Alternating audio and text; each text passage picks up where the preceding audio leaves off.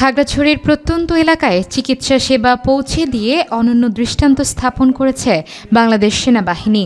সোমবার ৬ জানুয়ারি সকালে খাগড়াছড়ির চেলাছালাপাড়ায় বিনামূল্যে এই চিকিৎসা সেবা ক্যাম্প আয়োজন করে সেনাবাহিনী। যাতায়াত ব্যবস্থা খারাপ থাকার কারণে এই অঞ্চলটি একটি অবহেলিত অঞ্চল এবং আমাদের অনেক বয়োজ্যেষ্ঠ রোগী আছেন এখানে যারা শুধু অনেক দূর হেঁটে যেয়ে তারপরে সদর হাসপাতালে যাওয়া লাগে, তাই তারা সঠিক চিকিৎসাটা সময়মতো পাচ্ছে না। তো তাদের উদ্দেশ্যেই এই মেডিকেল ক্যাম্পেইনটা আমরা আয়োজন করেছি। ২০৩ পদাতিক ব্রিগেড সদর দপ্তরের আয়োজনে ৫ ফিল্ড অ্যাম্বুলেন্সের ব্যবস্থাপনায় ক্যাম্পের শুভ উদ্বোধন করেন ৫ ফিল্ড অ্যাম্বুলেন্স খাগড়াছড়ির অধিনায়ক লেফটেন্যান্ট কর্নেল মোহাম্মদ রাকিবুল ইসলাম।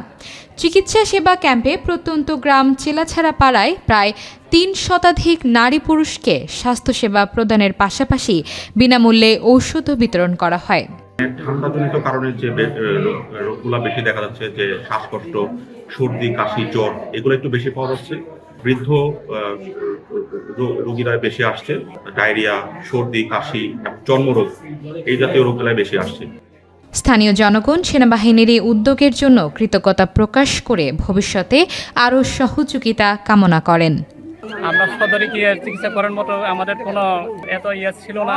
আজকে যে সেনাবাহিনীর মাধ্যমে যে চিকিৎসাগুলো পাচ্ছে, তো এলাকাবাসীরা অনেক সন্তুষ্ট এবং খুব খুশি। সেভাবে যদি চিকিৎসা সেবা পাওয়া যায় তো এলাকাবাসী অনেক উপকৃত হবে। দেখানোর জন্য অনেক দূর দূরত্বে যেতে হয়, কেউ যেতে পারে, আবার কেউ যেতে পারে না, কারণ টাকা পয়সার তো অভাব। এখন যে সেনাবাহিনীরা যে আমাদের চিকিৎসা দিতেছে, আমরা খুবই এখন উপকৃত আর কি।